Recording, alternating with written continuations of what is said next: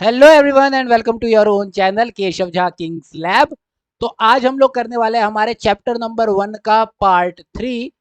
Part 1 और part 2 already uploaded है। अगर आप लोगों ने नहीं देखा है तो उसका लिंक आपको डिस्क्रिप्शन बॉक्स में मिल जाएगा। प्लेलिस्ट का लिंक बीएसटी क्लास 11 के नाम से।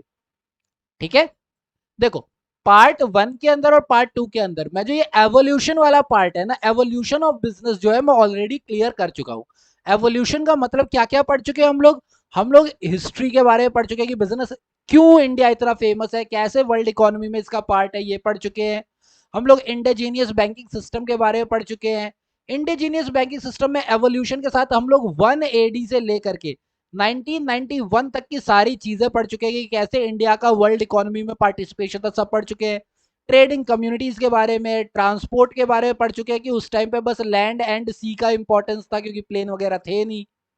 इंटरमीडिएटरीज के बारे में पढ़ चुके हैं, मेजर ट्रेड सेंटर के बारे में पढ़ चुके हैं, मेजर एक्सपोर्ट आइटम के बारे में पढ़ चुके हैं, इंपोर्ट आइटम के बारे में भी पढ़ चुके हैं। तो इतनी चीजें हम लोग ऑलरेडी क्लियर कर चुके हैं। अब जो हमें क्लियर करना है वो करना है बिजनेस, बिजनेस एक्टिविटीज और बिजनेस रिस्क। लेकिन ये बिजनेस यानी अब हम बात करेंगे किसकी, फंडामेंटल्स ऑफ बिजनेस की, कि बिजनेस क्या है, बिजनेस क्यों किया जाता है, ह्यूमन एक्टिविटीज क्या क्या है, इकोनॉमिक एक्टिविटीज क्या क्या है, नॉन इकोनॉमिक एक्टिविटीज क्या क्या है। तो अब हम लोग इसकी स्टडी करेंगे। ठीक है, तो चलते हैं बिना किसी देरी के स्टार्ट करते हैं हम लोग पार्ट 3।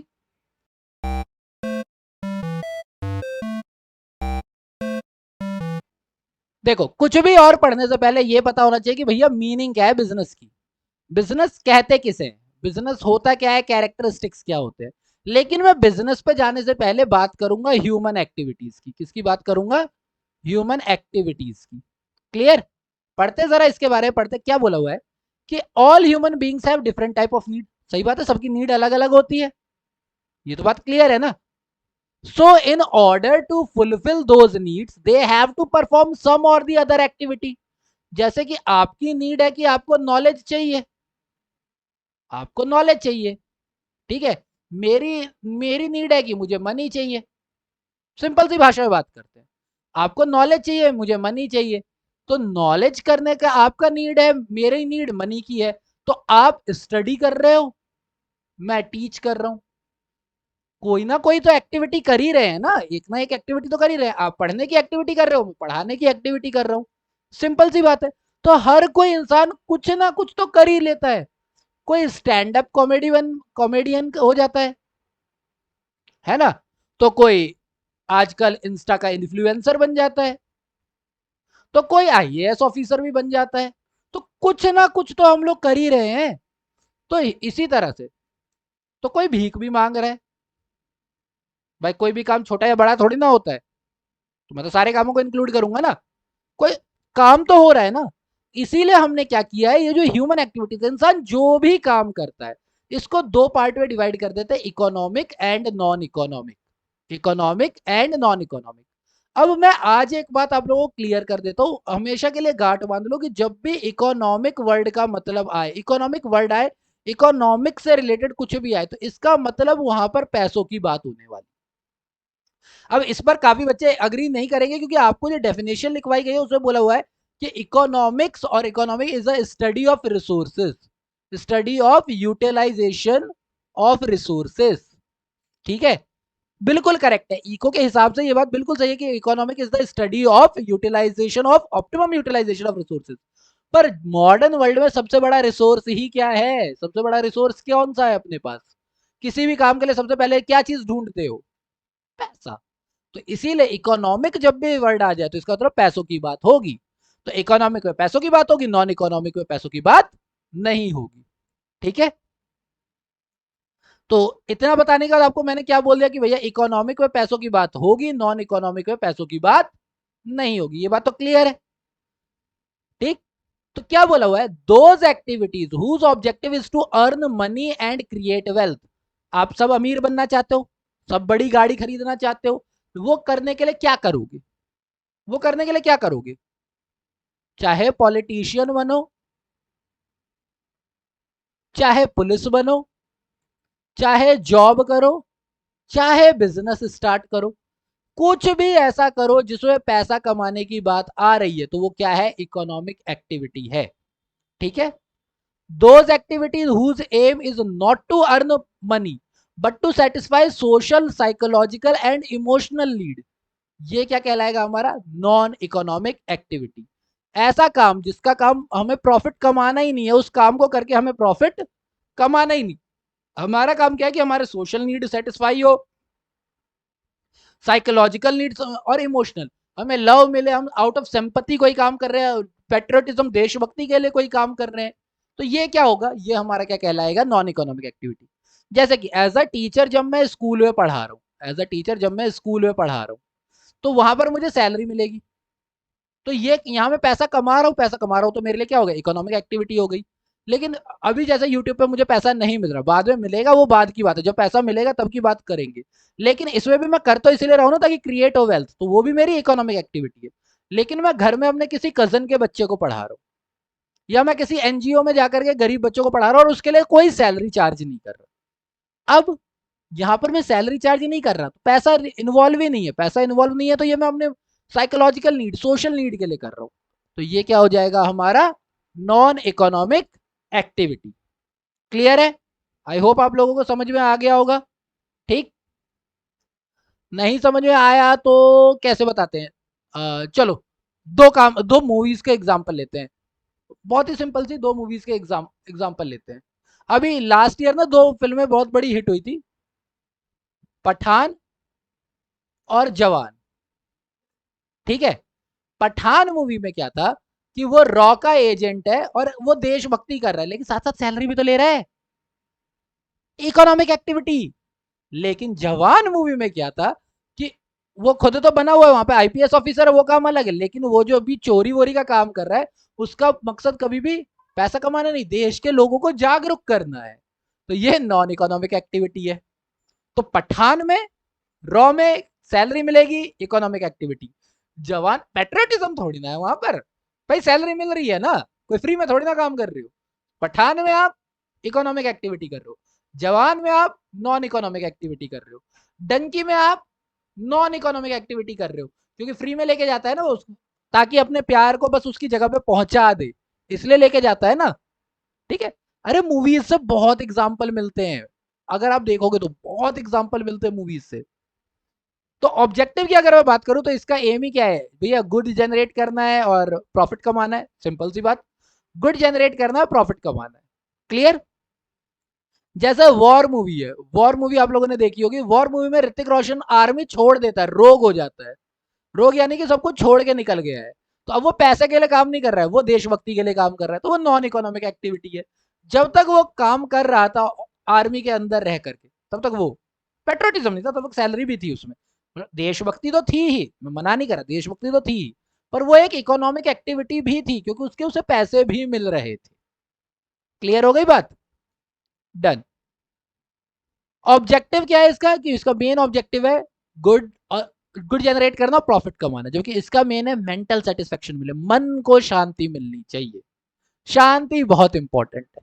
ठीक है, एग्जाम्पल की बात कर ले तो इंसान फैक्ट्री में काम कर रहा है, सैलरी मिलेगी, रेस्टोरेंट में खाना बना रहा है, पैसे मिलेंगे, स्कूल में टीचर पढ़ा रहा है, पैसे मिलेंगे। लेकिन देखो यहाँ पर मैं हाउसवाइफ वर्ड यूज नहीं करूंगा, अ पर्सन, मैं यहाँ पर्सन डाल देता हूँ। भैया बहुत सारे फेमिनिस्ट लोग हैं फालतू में आ गए कल को लड़ने के लिए कि तुमने ये क्यों कहा कि हाउस वाइफ या हाउस हस्बैंड क्यों नहीं है, बहुत दिक्कत हो जाती है, तो इसीलिए a person cooking food for their family, for their family, एक इंसान अगर अपनी फैमिली के लिए बना रहा है, पैसे तो नहीं लेगा ना, नॉन इकोनॉमिक है। टीचर अपने घर पे बच्चे को पढ़ा रहा है, मैंने कजन बोला था, यहाँ बच्चे का एग्जांपल दे रखा है, तो ये भी क्या है, नॉन इकोनॉमिक एक्टिविटी। क्लियर, अब हम ये एक ह्यूमन एक्टिविटी का चार्ट पढ़ेंगे क्योंकि हमें ये सारी चीजें कवर करनी है। ह्यूमन एक्टिविटीज को हमने दो पार्ट में बांटा, इकोनॉमिक और नॉन इकोनॉमिक। अब नॉन इकोनॉमिक में पैसे की बात नहीं है, इसीलिए बिजनेस स्टडीज के क्लास 11 में हम इसकी भी बात करेंगे भी। हम बात करेंगे इकोनॉमिक एक्टिविटी की। इकोनॉमिक एक्टिविटी तीन तरह की चीजें होती है, प्रोफेशन, बिजनेस और एम्प्लॉयमेंट। इनके अंदर डिफरेंस हम अभी आगे जाकर के बहुत डिटेल में पढ़ेंगे। फिलहाल अगर मैं एम्प्लॉयमेंट की बात करूँ तो जो जॉब वगैरह है एम्प्लॉयमेंट है, और कहते हैं आप अपना कोई जैसे डॉक्टर का कोई क्लिनिक है, डॉक्टर हॉस्पिटल में काम कर रहा है, एम्प्लॉयमेंट है, डॉक्टर का अपना खुद का क्लिनिक है तो वो प्रोफेशन है। ठीक है, जैसे कि आप लोगों ने ये शो देखा होगा ना, तारक मेहता का उल्टा चश्मा, देखा होगा ना, सबने ही देखा है, मोस्टली बच्चों ने देखा ही होता है। तो उसमें क्या है कि अपने अय्यर अंकल जो है साइंटिस्ट है लेकिन किसी कंपनी में काम करते हैं, तो वो क्या है, जॉब है, वो जॉब है। लेकिन भिड़े भाई जो है घर पे ट्यूशन पढ़ाता है, ठीक है, तो वो क्या है, प्रोफेशन। वो कहीं जॉब नहीं कर रहा, वो प्रोफेशन है, ठीक है। बिजनेस क्या होगा, बिजनेस में फिर आ जाएगा, अगर बिजनेस तभी मानेंगे जब वो या तो इंडस्ट्री से रिलेटेड हो या तो कॉमर्स से रिलेटेड हो, या तो इंडस्ट्री से रिलेटेड हो या तो कॉमर्स से। अब इंडस्ट्री क्या होती है, ये हम लोगों ने 10th क्लास में बहुत अच्छे से पढ़ी हुई है, 9th में भी 10th में भी पढ़ी हुई है, कि प्राइमरी ये होती है, सेकेंडरी होती है, टर्चरी होती है। प्लीज इसे टेरिटरी सेक्टर मत बोलना है, इट्स टर्चरी, टर्चरी बोलना, ठीक है, क्लियर। बाकी प्रोनाउंसिएशन आपको गूगल पे मिल जाएगी, वहां से भी देख लेना, हो सकता है मेरी ही कुछ गलत हो तो वहां से आप लोग देख लेना। प्राइमरी सेक्टर जो होता है वो बिलोंग करता है लैंड से, लैंड से यानी जो भी जमीन से रिलेटेड काम उससे, ठीक है। अब प्राइमरी में दो सेक्टर आते हैं, जेनेटिक और एक्सट्रैक्टिव। जेनेटिक हो गया यानी कि ये लिविंग ऑर्गेनिजम्स के ऊपर हो गया, जेनेटिक हो गया लिविंग ऑर्गेनिज्म, जैसे कि एनिमल पालना, गाय भैंस शीप वगैरह जो पालते हैं। पोल्ट्री फॉर्म हो गया, अंडे और मुर्गे के लिए मुर्गी पालन वगैरह हो गया, प्लांटेशन हो गया, ठीक है। जबकि एक्सट्रैक्टिव की अगर मैं बात करूं तो ये होता है माइनिंग, ठीक है, क्वेरिंग यानी कुछ निकाल रहे हैं ना, एक्सट्रैक्ट कर रहे हैं, एग्रीकल्चर जमीन से फसल निकाल रहे हैं ना, तो ये सारी चीजें एक्सट्रैक्टिव में आती है, ये जेनेटिक में आते हैं। प्लांटेशन और एग्रीकल्चर में कंफ्यूज मत होना, प्लांटेशन में एक बार पेड़ लगा दिया जाता है, उसके फल निकाले जाते हैं बार बार, और उसमें हम और भी एक्सपेरिमेंट कर सकते हैं, पर एग्रीकल्चर में ऐसा नहीं होता है, ठीक है। टर्चरी सेक्टर, फिर सेकेंडरी सेक्टर की बात करूं तो सेकेंडरी सेक्टर जो होता है वो अपना प्रोडक्शन सेक्टर कहलाता है। सेकेंडरी सेक्टर को हम लोग प्रोडक्शन सेक्टर कहते हैं। प्रोडक्शन में एक होता है हमारा मैन्युफैक्चरिंग सेक्टर, एक होता है कंस्ट्रक्शन सेक्टर। मैन्युफैक्चरिंग में यानी जब कोई चीज बना रहे हैं, जैसे शुगर है, सीमेंट है, टेक्सटाइल है, बना रहे हैं ना कुछ। कंस्ट्रक्शन ये मेरे को बताने की जरूरत नहीं, कंस्ट्रक्शन तो रोड रोड बिल्डिंग वगैरह बनना यही कहलाता है, ठीक है। फिर टर्शरी की अगर मैं बात करूं तो टर्शरी क्या होता है, ये प्राइमरी और सेकेंडरी को सपोर्ट करने वाली इंडस्ट्री होती है, सपोर्ट इंडस्ट्री होती है। इसको हम लोग सर्विस सेक्टर भी बोलते हैं, करेक्ट। तो जैसे ट्रांसपोर्ट है, बैंकिंग है, इंश्योरेंस है, एडवर्टाइजिंग है, वेयर हाउसिंग है, ये सारे क्या है, टर्शरी सेक्टर है। ये सारे हेल्प करते हैं, हेल्प करते हैं यानी कि ऑक्सिलरी है ट्रेड के, हेल्प भी करते हैं। ट्रेड जो होता है, ट्रेड का मतलब होता है एक्सचेंज करना, ट्रेड का मतलब सीधा सीधा हो गया एक्सचेंज करना। अब क्या एक्सचेंज करना है ये सब डिटेल में पढ़ेंगे, टेंशन लेने की जरूरत नहीं है। तो रिटेल हो गया, होलसेल हो गया, इंटरनल देश के अंदर हो गया तो रिटेल और होलसेल, एक्सटर्नल बाहर हो गया तो इंपोर्ट एक्सपोर्ट एंड इंटरपोर्ट, सबको पढ़ेंगे, टेंशन लेने की जरूरत नहीं है। और ट्रेड को सपोर्ट किया जाएगा, सर्विस सेक्टर भी सपोर्ट करता है, इसीलिए जो जो चीजें सर्विस सेक्टर के अंदर आती है वो सारी चीजें ही ऑक्सिलरी ऑफ ट्रेड के अंदर भी आती है। क्लियर, आई होप यहां तक क्लियर होगा।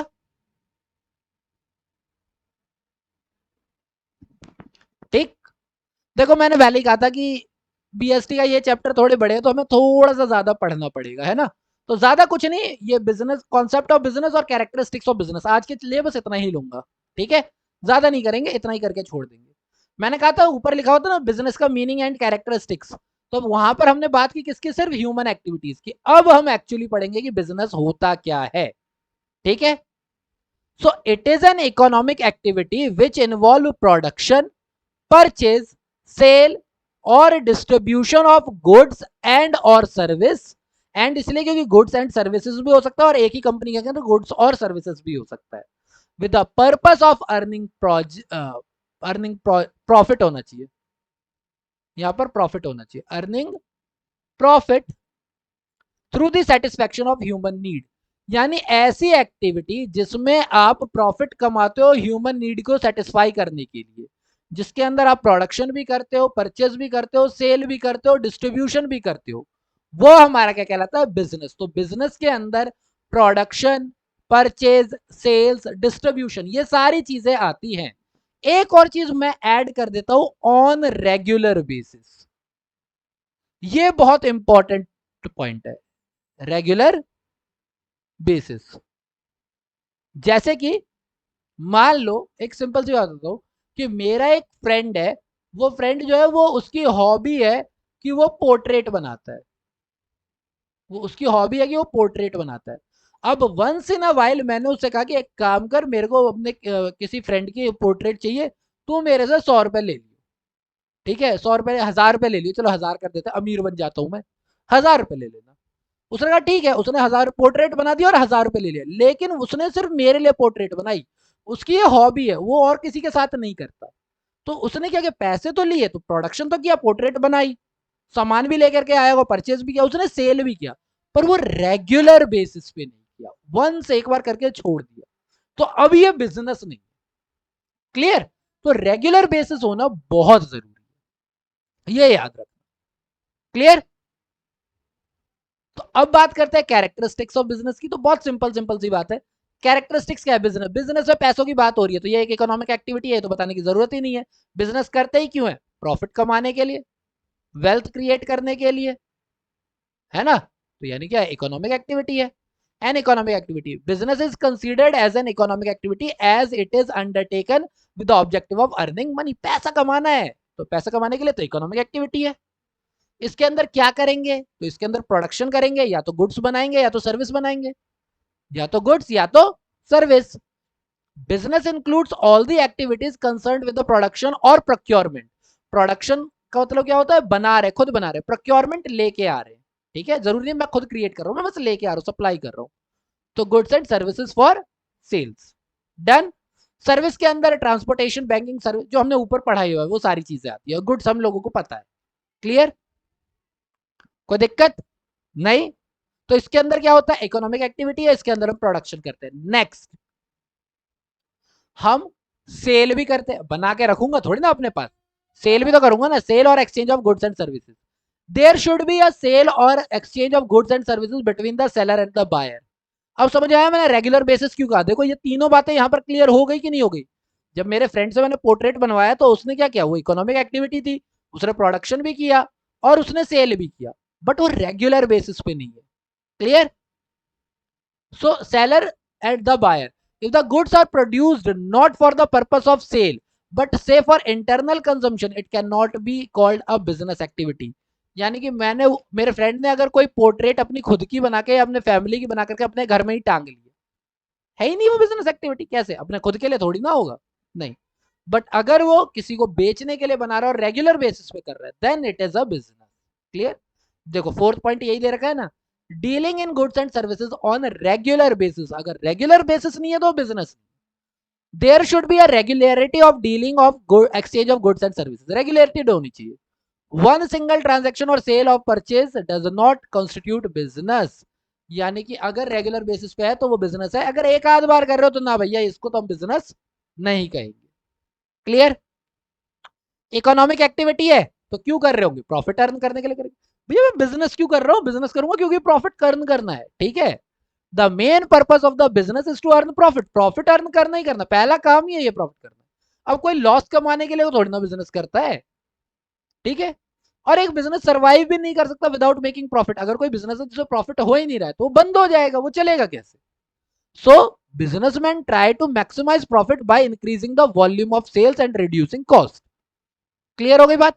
तो वो क्या करेगा, जब उसकी सेल्स बढ़ेगी तो उसका प्रोडक्शन बढ़ेगा, जब उसका प्रोडक्शन बढ़ेगा तो उसकी कॉस्ट घटेगी। हमेशा याद रखना, हाई प्रोडक्शन, प्रोडक्शन बढ़ता है तो कॉस्ट बढ़ती है, लेकिन एक लिमिट तक ही बढ़ती है, ठीक है। जैसे कि मैं एक सिंपल सा एग्जांपल देता हूं, इसको समझो, बहुत सिंपल एग्जांपल देता हूं।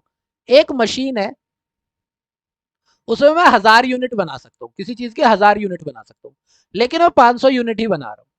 क्लियर? 1000 यूनिट बना सकता हूं लेकिन 500 यूनिट ही बना रहा हूं, ये मशीन मैं खरीद के ले आया एक बार। तो क्या होगा, जब मैं 500 से 700 यूनिट बनाने लगूंगा तो रॉ मटेरियल ज्यादा खरीदूंगा, लेबर मेरी ज्यादा यूज होगी, पर मशीन तो वही है, मशीन के ऊपर तो कोई एडिशनल कॉस्ट नहीं आया ना।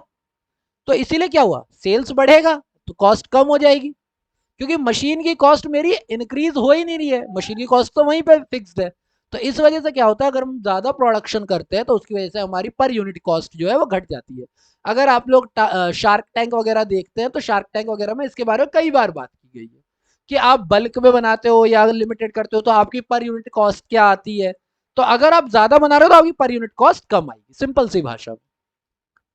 अनसर्टेनिटी ऑफ रिटर्न, देखो बिजनेस कर रहे हो, यहां पर लाइफ की गारंटी नहीं है कि लाइफ आज है या कल नहीं है, नहीं है, तो प्रॉफिट की कोई गारंटी होगी नहीं होगी।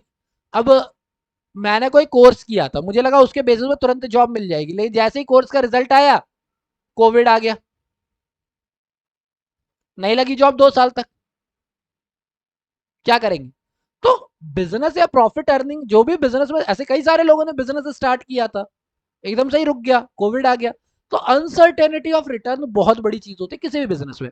Every business invest money with the objective of earning profit, but the amount of profit earned may vary, also there is a possibility of losses.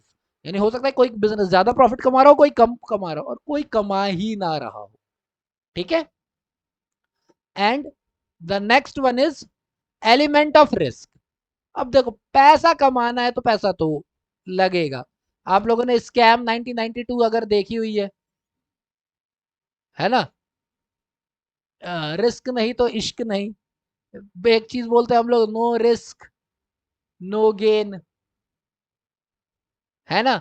ऐसे कई सारे डायलॉग है सिंपल सी भाषा में। अच्छा, तुम एक सिंपल सी बात समझो, तुम पढ़ने का काम कर रहे हो, तुम क्लास 11th में हो, तुम्हें अगर मैं आज बोल दूं कि अबे टेंशन मत लो, क्लास 11th में तुम पास हो ही जाओ, पास कर दूंगा मैं तुम्हें, तुम में से एक बच्चा भी पढ़ेगा? जब मैंने रिस्क ही खत्म कर दिया फेल होने का, तो कोई पढ़ेगा? तब तक नहीं पढ़ोगे जब तक रिस्क ना हो। तुम तभी तेज भागोगे जब तुमसे तुम्हारे सेकंड आने के चांसेस हो, थर्ड आने के चांसेस हो। अगर तुम अकेले रेस में भाग रहे हो तो क्यों तेज भागोगे? तो एलिमेंट ऑफ रिस्क, जब तक रिस्क नहीं है तब तक फायदा नहीं है। इसीलिए बिजनेस में भी प्रॉफिट होता है, बिजनेस में भी प्रॉफिट होता है, लेकिन क्यों होता है? क्योंकि उसे रिस्क होता है। All business activities carry some element of risk because the future is uncertain. ठीक है। अब आज आपने कॉमर्स ले ली है, कुछ बच्चों ने साइंस ले ली है, आपको क्या लग रहा है कॉमर्स वाले बच्चे कोई ऐसा कोर्स करके आगे नहीं चले जाएंगे जो साइंस की जरूरत पड़ेगी? पता चले कल को आप सेल्स में घुस गए, कल को आप सेल्स में घुस गए और सेल्स आप कर रहे हो किसी फार्मा कंपनी के लिए, फंस गई ना बात। अब फार्मा कंपनी है तो आपको नॉलेज होनी चाहिए केमिकल्स वगैरह की, आपको एमजी कितने एमजी की दवाई है, क्या है, क्या कौन सी बीमारी में यूज होती है, क्या होती है। घुस गई साइंस। वही कोई साइंस वाला बच्चा है, वो एमबीए कर लेगा उठ करके, घुस गया कॉमर्स में। हाँ है ना। तो लाइफ अनसर्टेन है, फ्यूचर अनसर्टेन है, कोई भरोसा नहीं है। क्लियर हो गई बात? एंड इसीलिए business has no control over several factor, जैसे कि स्ट्राइक हो सकती है, आग लग सकती है, चोरी हो सकती है, कस्टमर का चेंज टेस्ट हो जाए, टेस्ट ही चेंज हो गया कस्टमर का, क्या कर लोगे? ठीक है, क्या कर लोगे आप? नहीं कर सकते। तो बहुत सारी ऐसी चीजें जो हमसे बाहर होती है, हमारे काबू से बाहर होती है, इसीलिए रिस्क हमेशा होता है। क्लियर? आज के लिए बस इतना ही कवर करेंगे, आज इससे ज्यादा नहीं पढ़ेंगे। इससे इसके बाद का ये चीजें जो हम कल पढ़ेंगे, एक हल्का सा अगर मेरे को पढ़ना हो तो ये 3 क्वेश्चन से फटाफट कर लेते हैं। प्रकाश एक फार्मर है and went to the market and exchange his rice with pulse. क्या ये एक्टिविटी है? एक फार्मर है, गया है, किया है, ऑफकोर्स ये इकोनॉमिक है, बिल्कुल इकोनॉमिक है, इसमें पैसा इन्वॉल्व नहीं हो रहा, पर एक्सचेंज तो हो ही रहा है ना, इकोनॉमिक एक्टिविटी तो है ना, प्रॉफिट तो कमा ही रहा है ना, बिल्कुल हो रहा है, चलेगा ये। मोहन सेल कर रहा है उसकी ओल्ड ड्रेसिंग टेबल OLX पे, क्या ये रेगुलर है? क्या ये रेगुलर की फार्मर है वो रेगुलर होगा? क्या ये रेगुलर है? रेगुलर नहीं है, तो ये इकोनॉमिक एक्टिविटी भी नहीं है। ललिता एक हाउसवाइफ है, वो पुराने न्यूज़पेपर है 2 महीने के रखे हुए, will you classify it as a business activity? क्या ये बिजनेस एक्टिविटी है? आप देखो ये तो रेगुलर भी है, ये तो रेगुलर भी है, इसमें प्रोक्योरमेंट भी हो रही है, पर नहीं, मैं इसको भी इकोनॉमिक एक्टिविटी के अंदर नहीं रखूंगा। ये आपको इको में ज्यादा बेटर समझ में आएगा क्योंकि ये सेकेंड हैंड हो जाएगा। ठीक है। तो जब भी सेकेंड हैंड वाली चीज आती है ना, हम उसे इकोनॉमिक एक्टिविटी के अंदर नहीं रखते, फर्स्ट टाइम को रखते। क्लियर? तो क्योंकि इसके अंदर कॉस्ट वगैरह सारी चीज आ जाएगी, तो इसको इकोनॉमिक एक्टिविटी के अंदर नहीं रखा जाएगा। ये बिजनेस एक्टिविटी नहीं है, क्योंकि यहाँ पे मैं कोई प्रोडक्शन वगैरह का काम नहीं कर रहा हूँ, ना सेल्स करना, ना तो ये प्राइमरी एक्टिविटी है, ना तो ये सेकेंडरी एक्टिविटी है, ना तो ये टर्शरी एक्टिविटी है। क्लियर? सो इसलिए नहीं है। Done. So I hope video अच्छी लगी होगी, वीडियो अच्छी लगी होगी तो वीडियो को लाइक कर दो, वीडियो अपने दोस्तों को भी दिखानी तो चैनल वीडियो को शेयर करो, और मुझे पता नहीं क्यों अब तक आप लोगों ने सब्सक्राइब नहीं किया चैनल को, सब्सक्राइब कर दो चैनल को। कुछ अच्छा लगता है तो कमेंट करके बताओ, कोई वीडियो में कमी लग रही है तो मुझे कमेंट करके बताओ, ठीक है, ताकि मैं अपनी वीडियो को और ज्यादा इनहेंस कर सकूं। बाकी जल्दी लौटता हूँ अगले पार्ट के साथ। Till then be safe, keep learning and thank you for your time.